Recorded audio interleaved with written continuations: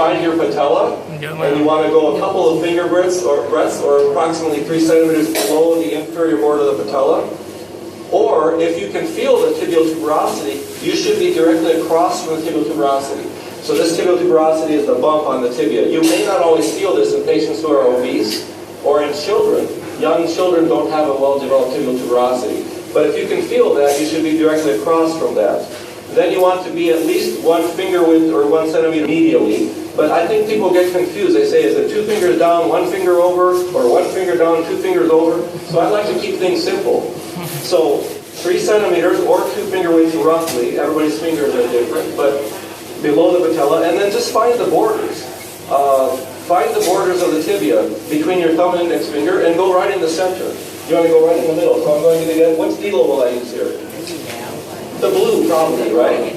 And how do I know? Because when I penetrate the skin, I'm going to stop and poke through the skin until I hit bone. Once I hit bone, I'm going to look for that black line. As long as I see the proximal most black line, I may see 2 lines. It doesn't matter. As long as I see at least the 1 line closest to the hub, then I know I have 5 millimeters of needle left to get through the cortex. So this person doesn't need a yellow needle.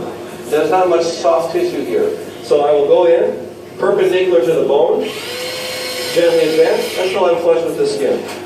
Okay? So this is the proper placement. Right in the center of the bone. Pediatrics, it's 1 finger width, or roughly 1 centimeter below the patella. Again, on the medial aspect, find the borders of the bone and go in the center of the bone.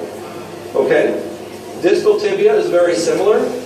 2 finger widths, or roughly 3 centimeters above the medial malleolus. So, just like we landmark for the greater saphenous vein, you find the most proximal, or the most prominent portion of the ankle bone, the medial malleolus, and you want to go 2 finger widths roughly, or 3 centimeters above the medial malleolus. Isolate the bone between your thumb and index finger, and go right in the center of the bone. Okay? Again, you want to be perpendicular. See how the tibia has an angle to it? You always want to be 90 degrees. Or perpendicular to the surface of the tibia bone. Okay? Over here, I want to show you proper and improper placement of the tibial IO. I have seen oftentimes people put the IO, of course these have the stylets still in them. I just wanted to show you the placement. This is correct. This is incorrect. If you can come on this side, please.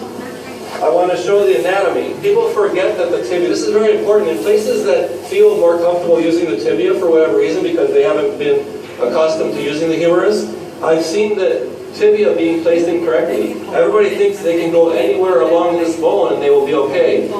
The tibia is wider, deeper proximally, where it's supposed to go in, bigger marrow space, that's where all the vasculature is. As you go distally, it tapers in depth and it gets narrower. It's also triangular shaped. The shape of the bone is more, you can see on the cadaver, it's triangular shaped. So this needle, which is placed a little bit too distally, sometimes the needle will end up hitting the back wall, the posterior cortex of the bone, or it may go through and through, and that will lead to compartment syndrome. So if you have an IO placed down here in the leg, which is too far, and it's not flushing, it's probably because you're in the other side of the bone.